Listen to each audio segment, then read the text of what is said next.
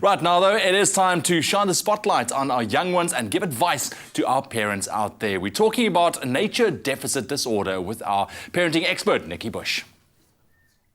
So we are now officially in autumn, yes, with the leaves changing colour and starting to fall off the trees. A reminder of how our lives are intrinsically linked to nature. And it seems that more children now than ever before are suffering from nature deficit disorder.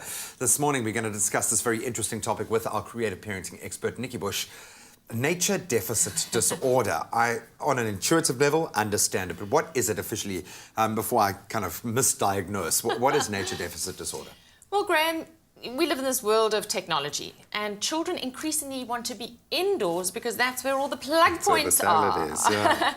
It's where their gadgets are, but it's where they can charge their gadgets. So the electrical outlet has become kind of the hub of the home. And children now need to be encouraged a lot more to go outdoors for the reason that they spend a lot of time indoors on a screen. We believe they're safe when they're inside because we know where they are. And let's face it, many people today are living in high-rise buildings in much, much smaller dwellings. They may not have gardens. That means we have to make extra effort to get our children out into nature. And certainly not take for granted what we do have. And in South Africa, we have got the great outdoors. So and isn't lucky. it great? And this question for me has implications for nature. We are creating a generation that we want to love and protect the world that we live in. So how does this question play out on a bigger scale? That's right. So how can we expect them to love and protect nature if they don't first fall in love with nature?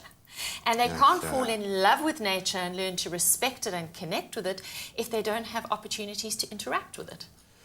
So how do we get them to fall in love? We don't want this to become a learning experience. Remember that at school they're like, all right, guys, get your books, let's go out. So you want them to actually experience and love nature for what it is, not as part of a learning exercise. Well, let's start with babies firstly. You know, there are so many babies today who literally scream in pain when their feet first hit the grass, because it's sharp and it's itchy and it's not what it feels like when you're inside. So we need to get our kids actually interacting with nature from very early on. You know, dirt is good.